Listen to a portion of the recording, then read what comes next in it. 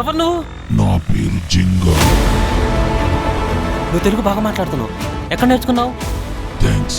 మా నాన్నగారు నాకు 8 భాషలు నేర్పించారు.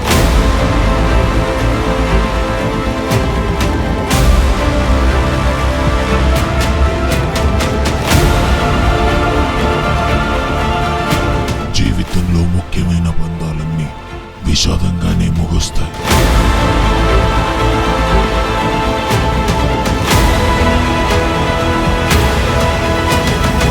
మీ మనుషులని నమ్మటం నాదే పొరపాటు.